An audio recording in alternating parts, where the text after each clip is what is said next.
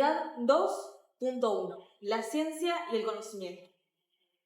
Bueno, antes que nada, cabe, por supuesto, definir a estos conceptos para entenderlos. En primer lugar, tenemos a la ciencia. La ciencia es un conjunto de saberes, un conjunto de conocimientos, a los que se va a llegar a través de un método y un sistema. Es decir, la ciencia va a ser un conjunto de conocimientos sistemáticos y metódicos, que va a servir para, por supuesto, describir, explicar y predecir fenómenos de la realidad. Por supuesto, luego de todo este proceso, el fin de la ciencia va a ser divulgar sus descubrimientos, es decir, que no queden en las cuatro paredes de un laboratorio, de un científico, sino que esos descubrimientos y avances se puedan después volcar en la sociedad, en el conocimiento de la sociedad, para que la misma avance. Eso por un lado la ciencia. Después tenemos el conocimiento. El conocimiento va a ser todo acto, por supuesto, consciente e intelectual, para aprender las características del objeto, o sea, y aprender con H, porque digo, no va a ser aprender de adquirir o de conocer cierta explicación, aprender en un sentido más de que lo que yo vea quede aprendido, quede en mi conciencia. Por un lado, o sea, la ciencia, por el otro, que es un conjunto de conocimientos, como dije. Después tenemos el conocimiento propiamente dicho, que va a ser un acto consciente e intelectual, el cual se realiza para conocer, para aprender las cualidades de un objeto. Y aprender con H, es decir, no va a ser un aprender una explicación o etc. Va a ser aprender en el sentido de que en mi conciencia queden impregnados y aprendidos las cualidades que yo vi del objeto. Esto ya nos va a decir que el conocimiento va a tener dos elementos. Por un lado, el elemento sujeto, que va a ser el quién, y por el otro, el elemento objeto, que va a ser el qué. Ahora bien, existen varios tipos de conocimientos y, por supuesto, hay que diferenciarlos. En primer lugar, tenemos un conocimiento vulgar, que, como el nombre lo dice, va a ser un conocimiento más bien ambiguo o indeciso, porque por su naturaleza va a devenir de las opiniones, de las tradiciones o de las costumbres que tenga cierta sociedad, como por ejemplo sacar el hipo con un susto. Después tenemos, por el contrario, otro tipo de conocimiento, que es el conocimiento científico, que también, como su nombre lo indica, por su naturaleza, va a ser un conocimiento al que se llegue a través de la observación, el análisis, la experimentación, etc. Como por ejemplo, la ley de la gravedad a la que llegó Newton, etc. Eso, por un lado, quiere decir, esos son los tipos de conocimientos, pero también tenemos la clasificación de los tipos de ciencias. Por un lado, vamos a tener las ciencias formales, ideales, que van a tener como objeto de estudio los conjuntos de sistemas o símbolos abstractos que el ser humano va a diseñar para después poderlo plasmar en el mundo real. Por ejemplo, las matemáticas. También vamos a tener las ciencias, por el contrario, vamos a tener las ciencias materiales o fácticas, que van a tener como objeto de estudio los hechos que tienen lugar en la realidad, los fenómenos naturales.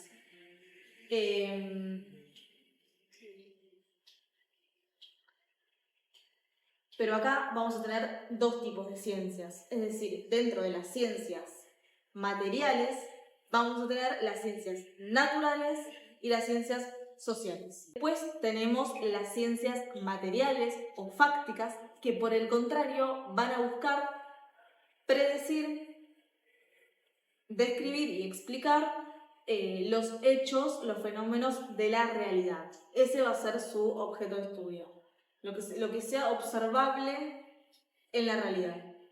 Y dentro de estas ciencias, las materiales, fácticas, vamos a tener dos tipos, o sea, dos subtipos. Las ciencias naturales, como por ejemplo la biología, la química, y también las ciencias sociales, como por ejemplo la antropología, la psicología, etc. Bueno, ahora pasando al punto 2.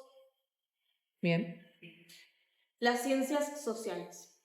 Como dije anteriormente, las ciencias son un conjunto de conocimientos, pero ese conjunto de conocimientos serán sociales si tienen por objeto de estudio los sistemas organizativos, su contexto, su evolución, sus características, pero en los que interviene el ser humano, o sea, el ser humano, por supuesto, como ser social. Bueno, esto ya nos indica que la diferencia con las ciencias naturales va a ser una diferencia sustancial, es decir, que las ciencias naturales, tal como su nombre lo indica, van a estudiar aspectos y fenómenos tangibles de la realidad. Por supuesto, las ciencias sociales también va a estudiar aspectos tangibles de la realidad, pero más abocándose a la interacción de las relaciones humanas. Su interacción, su vinculación y las consecuencias en que desembocan esa vinculación, procesos históricos, etc. Bueno, de ahí ya podemos deducir el principal problema de las ciencias sociales, que es esa falta verdadera de rigurosidad que se requiere dentro de las ciencias para separarse del objeto. Es decir, que en las ciencias sociales el sujeto que va a estudiar también es parte del objeto a ser estudiado. Por ejemplo, un sociólogo también es parte de la sociedad que está estudiando y un psicólogo también tiene una mente, tiene una psiquis que también puede ser analizada psicológicamente. Eso, por un lado, quiero decir, por un lado tenemos la definición de ciencias sociales, también su distinción con las naturales y también su propio problema específico. Pero las ciencias sociales, que a su vez vienen de las ciencias materiales, también va a tener sus tipos o su clasificación. Por un lado vamos a tener las ciencias sociales nomotéticas, que van a ser aquellas que buscan elaborar leyes generales para que se entienda su significado etimológico. Nomotética o nomotético viene de proposición de leyes. Por supuesto, las disciplinas nomotéticas como la filosofía, la antropología, la psicología o mismo el derecho van a tener significados diferentes. Quiero decir, no va a ser las leyes de la psicología las que impongan, las que desarrolle, no van a ser iguales a las del derecho, por supuesto. También tenemos las ciencias sociales históricas, que van a tener como fin último la reconstrucción de los hechos del pasado, siempre y cuando, por supuesto, haya habido intervención de sociedades. También tenemos las ciencias sociales, las jurídicas, que van a ser todas aquellas disciplinas que buscan explicar las características del derecho. Por supuesto, el derecho entendiéndolo como un fenómeno que va más allá del derecho positivo, es decir, del derecho escrito, del derecho en papel. Y por último tenemos las ciencias, las ciencias filosóficas, que estudian, van a estudiar los métodos, las características, los compromisos también, que van a guiar las investigaciones propias de las ciencias sociales. Llegando ya al punto 3 de la bolilla, el surgimiento de las ciencias sociales, se va a dar en el siglo XVIII con la famosa enciclopedia. Cuando se va a tratar de capsular el conocimiento en un libro.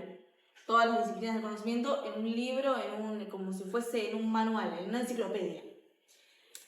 Pero va a adquirir rigurosidad en el siglo XIX con el auge del positivismo.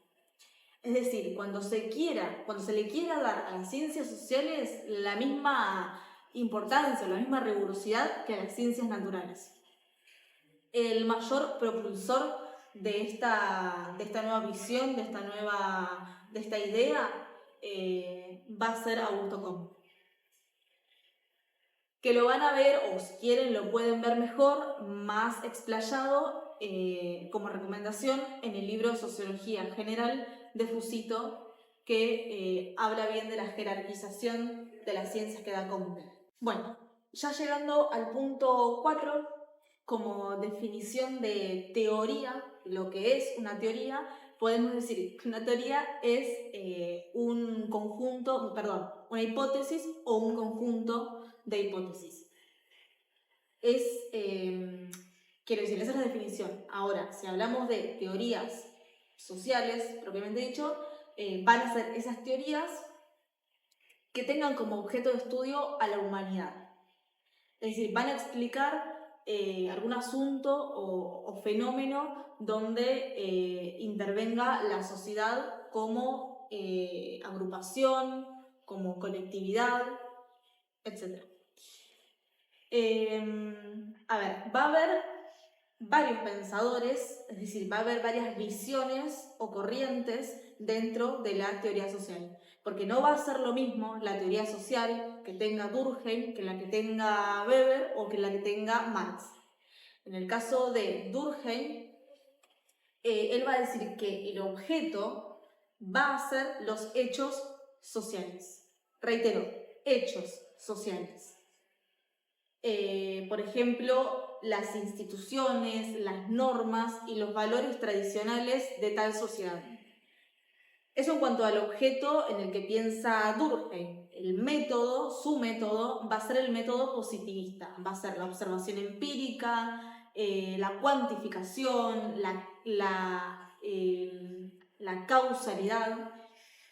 Mientras que por el contrario, Weber nos va a decir que su objeto de estudio van a ser las acciones sociales. Reitero, acciones sociales. Y su método va a ser más, va a tener más en cuenta los significados subjetivos, es decir, le va a dar una valoración a esos actos sociales, a esos actos humanos. Va a ser un método, por lo tanto, más interpretativo y más cualitativo, no cuantitativo. Por último, tenemos a Marx. Marx va a ser un pensador, un filósofo que para la época va a ser bastante novedoso porque va a irrumpir en la escena política con una teoría. La teoría social de Marx va a ser que tiene que ver con el objeto que él le va a dar. Quiero decir, para Marx el objeto va a ser las clases sociales. No van a ser ni los hechos sociales aislados, como las instituciones, las normas que dice Durkheim, ni tampoco los actos sociales como dice Weber. Sino que para Marx el objeto van a ser las clases sociales. Él más bien va a decir que la historia de la humanidad va a ser una constante lucha entre clases. Lo fue el señor feudal con el campesino, lo fue el amo con el esclavo, y más cercano a la época de Marx, en el que él piensa esto, va a ser la clase, la burguesía, versus contra el proletariado, los trabajadores. Toda esta teoría él la va a sintetizar en lo que comúnmente se conoce como el materialismo histórico, y donde más sintetiza sus ideas va a ser tanto en el manifiesto comunista como en el Capital. Si nos referimos al lenguaje en general, nos referimos a esa forma de expresarnos que aplicamos en la cotidianidad. Que, bueno, por supuesto es flexible, es dinámico y que va a cambiar a medida que cambien las costumbres de la sociedad, la tecnología también puede influenciar, etc. Por el contrario, el lenguaje jurídico, el lenguaje que aplicamos, que usamos en la carrera de derecho, en el ejercicio de la profesión, en sí, en el ordenamiento jurídico, el lenguaje jurídico, por el contrario, va a ser específico, porque va a tener como fin justamente evitar las ambigüedades. También cabe aclarar y cabe explicar que por algo en este ámbito jurídico se va a utilizar un lenguaje jurídico. ¿Por qué? Porque es propio de las disciplinas, de las ciencias.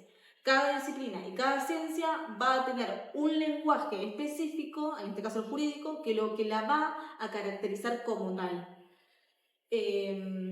También, reitero, cabe aclarar que haya un lenguaje específico que evite ambigüedades va a servir para la buena comprensión e interpretación de las, en este caso, de las normas.